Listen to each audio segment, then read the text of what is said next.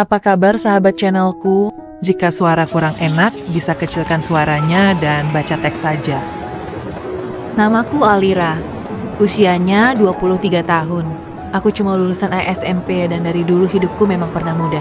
Lantaran desakan ekonomi di kampung, aku merantau ke Jakarta dan akhirnya bekerja sebagai jadi asisten rumah tangga di kediaman keluarga Pak Hasan, seorang pengusaha besar. Aku dibawa oleh Budi, ya, saudara jauhnya yang juga JTI pembantu di rumah sebelah. Aku masih ingat hari pertama aku menginjakan kaki di rumah itu. Kamu tenang aja, rumahnya besar, orang-orangnya baik-baik kok, kata Budia sambil menggandeng tanganku masuk ke halaman depan rumah. Megah berwarna putih itu, hatiku berdegup kencang. Assalamualaikum. Tak lama kemudian keluar seorang ibu setengah baya, berpenampilan elegan tapi terlihat tegas. Waalaikumsalam. Ini anaknya yang mau bekerja? Tanya ibu itu. Bu Nita, istri Pak Hasan. Iya bu, namanya Alira. Aku menunduk sopan. Selamat pagi bu, saya Alira. Ya sudah, kamu ikut Mbak Yati ke dalam. Nanti dia kasih tahu tugas-tugas kamu. Begitu masuk, mataku terpana. Rumah itu besar sekali, lengkap dengan perabot mahal. Lampu gantung kristal di tengah ruang tamu, dan aroma harum dari lilin aromaterapi yang menyala di sudut meja. Hari-hari pertamaku berjalan biasa saja. Aku bagian membersihkan lantai, menyapu halaman belakang, kadang membantu masak kalau Mbak Yati sedang repot. Tapi semuanya berubah saat pertama kali aku melihat anak, laki-laki tunggal keluarga itu. Namanya Adrian. Tinggi, kulit bersih, rambut sedikit acak-acakan, dan matanya tajam namun teduh. Aku melihatnya ketika dia turun dari tangga besar sambil bermain ponsel. Aku langsung menunduk buru-buru, takut salah tingkah. Siapa dia? Tanya Adrian kepada Mbak Yati. Agak pelan, namun cukup terdengar olehku. Itu Alira, pembantu baru. Dia hanya mengangguk. Tapi entah kenapa, ada satu detik di mana pandangannya seolah tersangkut pada diriku. Malam pertama kerja yang tak pernah kulupa. Aku sedang membereskan ruang tamu, mengangkat bantal sofa. Tiba-tiba suara berat itu menyapa dari belakang. Kamu dari mana? Aku refleks menoleh. Adrian. Saya dari kampung. Mas, dari daerah Subang. Dia duduk di sofa membawa laptop, tapi pandangannya sesekali ke arahku. Kenapa memilih kerja di sini? Aku gugup, tapi ku jawab jujur. Karena harus membantu keluarga. Di kampung mencari kerja susah. Dia diam sejenak lalu tersenyum tipis. Kamu kelihatan masih muda? Aku tersenyum kecil. Umur saya 23, Mas. Entah kenapa sejak malam itu, aku jadi semakin sering bertemu dengannya. Padahal aku hanya pembantu. Tapi dia mulai sering mengajak ngobrol. Dan bahkan senyumannya semakin sering aku lihat. Di balik senyumnya, aku merasa ada yang aneh. Beberapa hari kemudian, aku sedang menyiram tanaman di taman samping rumah. Kamu suka bunga? Aku kaget. Lagi-lagi mendengar suaranya. Iya mas. Saya suka, tapi tidak tahu nama-namanya. Dia tertawa pelan. Itu mawar putih, itu anggrek. Yang kamu siram itu bunga plastik. Aku langsung panik. Ya ampun, serius mas? Saya tidak tahu. Dia tertawa lebar kali ini. Dan entah kenapa, jantungku berdegup kencang. Santai saja. Lucu juga melihatmu panik. Aku menunduk, tersenyum malu-malu. Sejak hari itu kami semakin sering bertemu. Kadang dia duduk di dapur saat aku sedang masak. Kadang dia membantu membawa sapu saat aku bersih-bersih. Tapi tentu saja aku sadar satu hal. Aku hanya pembantu. Dia anak majikanku. Aku tidak boleh baper. Tidak boleh berharap lebih. Tapi tatapannya, perhatiannya, mengapa terasa berbeda? Sudah hampir 2 bulan aku bekerja di rumah itu. Setiap harinya aku selalu berusaha menjaga sikap. Aku sadar diri, aku hanya pembantu. Tapi yang membuat sulit adalah Adrian tidak pernah bersikap seperti aku hanya orang bayaran. Dia selalu ramah, sopan, dan bahkan kadang terlalu perhatian. Dan itu yang membuat hatiku semakin bingung. Suatu sore yang membuat gugup, aku sedang bersih-bersih setelah semua orang selesai makan malam. Tiba-tiba Adrian masuk dapur memakai kaos oblong dan celana pendek. Tangannya membawa piring dan gelas. Mbak, ini aku bantu bawakan piringnya ya. Aku buru-buru mendekat. Waduh mas, tidak usah repot-repot. Ini kan tugasku. Dia meletakkan piring lalu bersandar di kusen. Pintu dapur sambil menyeringai. Aku suka membantu di rumah. Tidak semua cowok kota begitu loh. Aku hanya tersenyum simpul. Kamu itu selalu tampak sibuk. Capek tidak?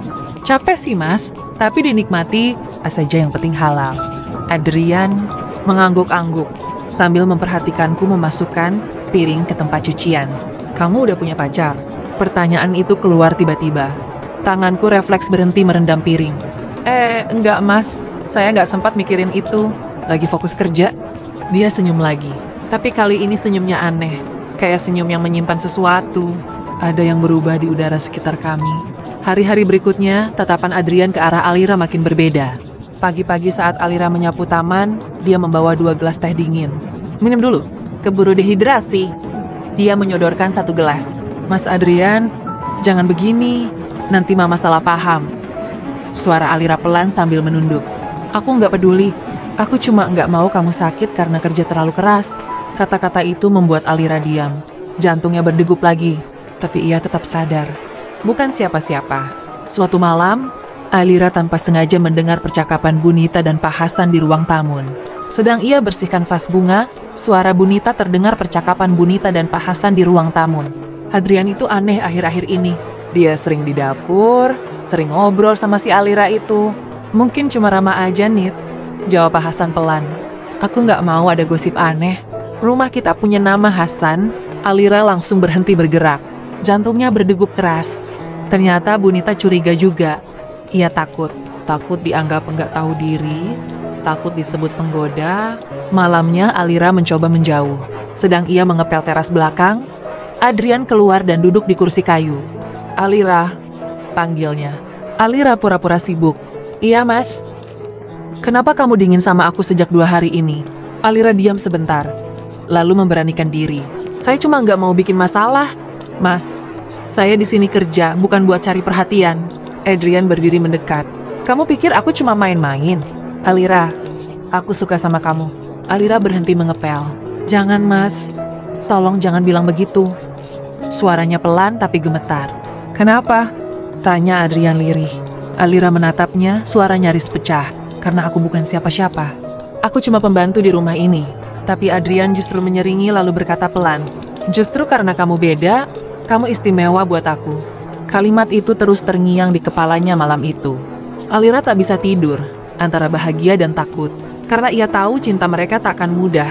Setelah Adrian menyatakan perasaannya, hidup Alira menjadi serba salah. Ia canggung setiap kali berpapasan.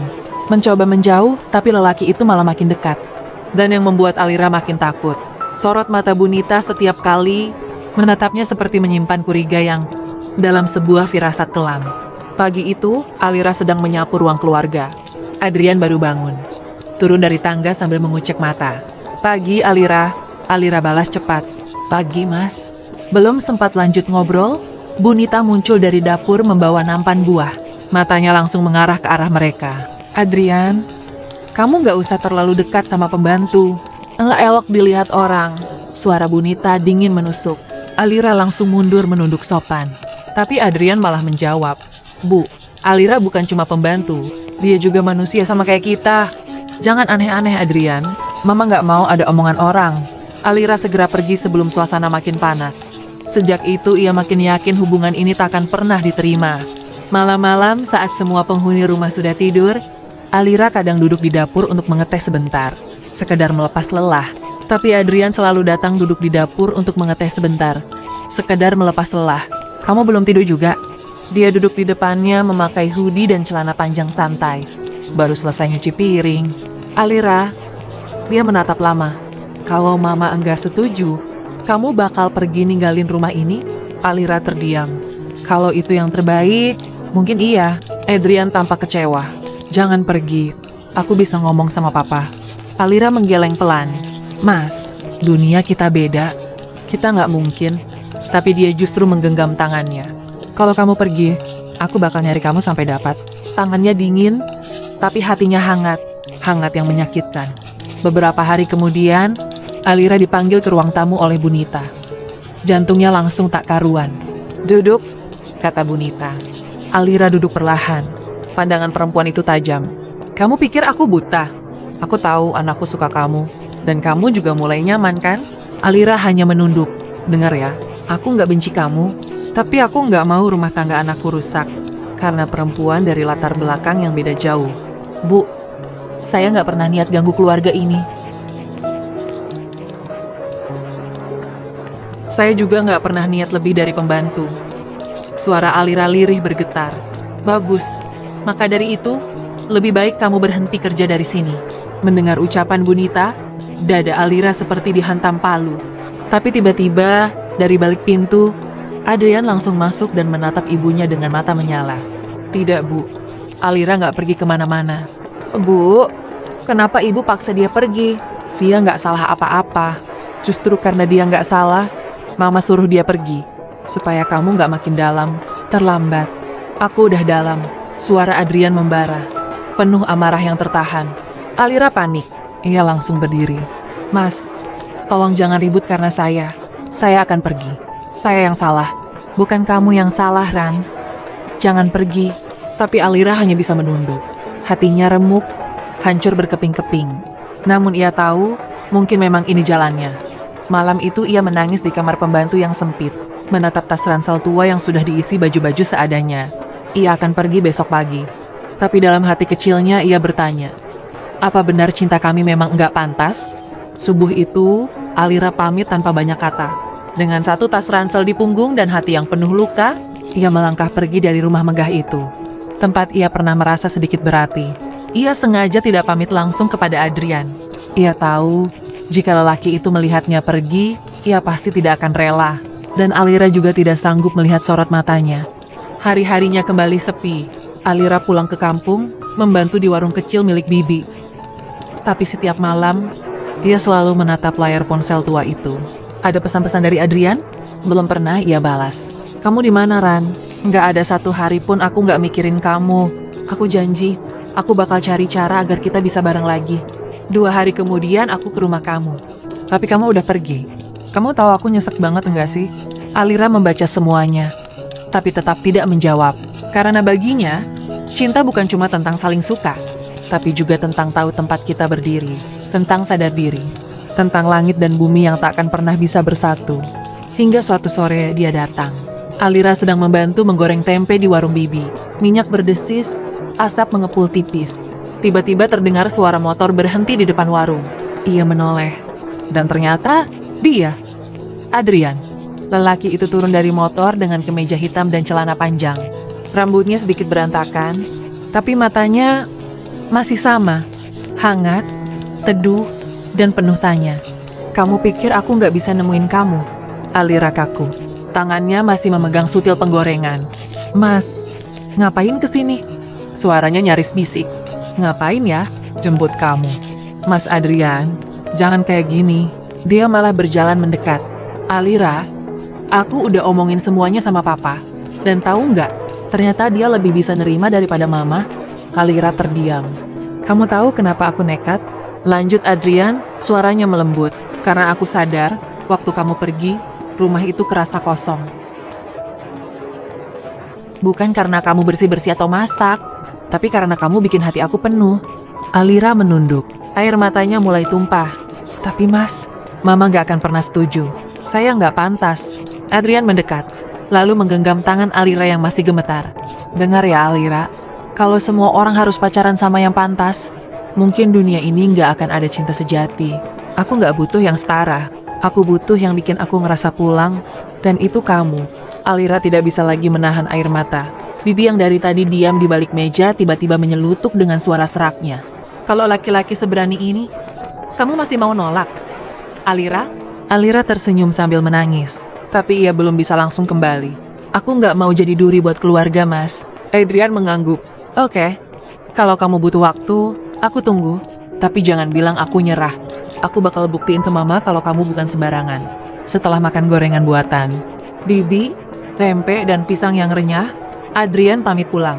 Sebelum naik motor, ia sempat berbisik pelan ke telinga Alira, sambil tangannya menyentuh lembut pipi yang masih basah air mata. Aku nggak akan pergi jauh. Hatiku udah tinggal di sini, sama kamu. Lalu sebuah ciuman lembut mendarat di bibir Alira. Hangat. Singkat. Tapi, cukup untuk menggetarkan seluruh sendi-sendi yang selama ini rapuh. Itu adalah ciuman pertamanya. Dan akhirnya, Adrian pergi. Alira hanya bisa melihat punggung lelaki itu menjauh, tertelan jalanan kampung yang berdebu. Hatinya berbisik keras, jangan pergi. Tapi bibirnya diam, karena kadang cinta sejati tidak butuh kata-kata. Cinta sejati butuh waktu dan keberanian. Tapi untuk pertama kalinya sejak ia pergi, Alira merasa punya harapan lagi. Apalagi ciuman lembutnya, sebuah janji yang tertulis di bibir tanpa huruf. Sudah hampir 2 bulan sejak pertemuan terakhir dengan Adrian. Lelaki itu tak pernah lelah mengirim kabar. Meski kadang hanya pesan singkat di kala senja, Alira tahu dia masih berjuang. Dan diam-diam, Alira mulai percaya. Mungkin cinta memang bisa tumbuh di tempat tak terduga. Dan kadang, cinta sejati adalah yang tetap bertahan, meski dihina dan ditentang. Suatu hari yang tak terduga.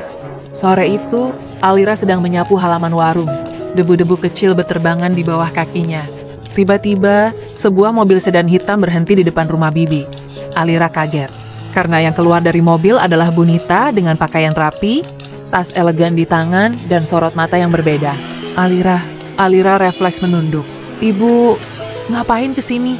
Boleh kita bicara sebentar?" Alira gugup, tapi Bibi mempersilahkan mereka duduk di teras. Bunita menatapnya lebih lembut dari biasanya, seperti embun pagi yang tak lagi membeku. "Adrian, keras kepala sekali. Dia mati-matian memperjuangkanmu. Sampai bilang mau keluar dari rumah kalau aku tetap tidak setuju." Alira menunduk, menahan napas. "Kamu tahu apa yang membuat aku berpikir ulang?" Bunita berhenti sebentar. "Karena selama dia jatuh cinta sama kamu, aku belum pernah melihat dia sebahagia itu. Dan aku sadar, mungkin aku terlalu tinggi menilai status, sampai lupa bahwa kebahagiaan anak sendiri juga jauh lebih penting." Air mata langsung jatuh di pipi Alira. Ia berbisik lirih. "Ibu, datang ke sini buat merestui kami." Bunita mengangguk pelan. "Setidaknya kamu dari keluarga yang baik-baik. Itu salah satu pertimbanganku juga. Kalau kamu benar-benar sayang sama anakku, jagalah dia. Jangan biarkan perbedaan ini membuat kalian saling menyakiti." Alira tak bisa berkata apa-apa. Ia hanya menangis sambil menggenggam tangan beliau. Untuk pertama kalinya, Bunita memeluknya. Hangat seorang ibu yang dulu terasa seperti tembok, kini menjelma menjadi pintu. Hari Minggu, Adrian datang lagi. Tapi kali ini tidak sendirian. Ia datang bersama Pak Hasan, ayahnya, dan tentu saja Bunita. "Alira," katanya sambil tersenyum. Senyum yang sama seperti pertama kali ia minta dibuatkan kopi di dapur. "Aku tidak cuma datang buat mengajakmu pulang. Aku juga datang buat melamar kamu." Bibi dan beberapa tetangga yang mengintip dari balik jendela langsung happy. Alira menatap wajah Adrian. Wajah yang sama seperti pertama kali ia lihat di rumah megah itu. Tinggi, bersih, dengan mata tajam tapi teduh. Tapi hari ini, ia datang bukan sebagai majikan. Ia datang sebagai lelaki yang siap menanggung segalanya demi seorang mantan pembantu. "Alira, maukah kamu menikah denganku?" Alira terisak. "Iya mas, aku mau." Setelah 6 bulan, lamaran itu berbuah pelaminan. Pernikahan mereka digelar 2 kali. Sederhana di kampung, mewah di Jakarta. Bunita tetap anggun dengan kebaya elegan. Walau sesekali masih tampak tegang menghadapi bisik-bisik orang, ia tetap hadir, duduk di pelaminan, mendampingi Alira dan Adrian. Setahun kemudian, Alira hamil. Saat ia mual-mual di pagi hari, Adrian selalu sigap membuatkan air hangat. "Gantian, sekarang aku yang jadi pembantumu," katanya sambil tertawa kecil. Hidup mereka memang tidak selalu mudah. Tapi satu hal yang selalu Alira pegang erat. Cinta itu bukan tentang setara. Cinta adalah tentang seberapa besar kamu mau berjuang bersama. Tentang 2 hati yang memilih untuk tetap tinggal meski badai menerjang. Karena setelah menikah, semua berubah menjadi kebersamaan. Makan bersama, tidur bersama, mengobrol bersama, tinggal bersama, menghabiskan waktu bersama, tinggal bersama, tertawa bersama, menangis bersama, dan tumbuh bersama. Pentingnya pernikahan ia didasari oleh cinta, bukan status, bukan harta, bukan kata pantas atau tidak pantas. Dan Alira bersyukur, dulu ia hanya seorang pembantu di rumah itu. Karena dari sana, ia bisa menemukan seorang lelaki yang melihatnya bukan dari statusnya, tapi dari hatinya.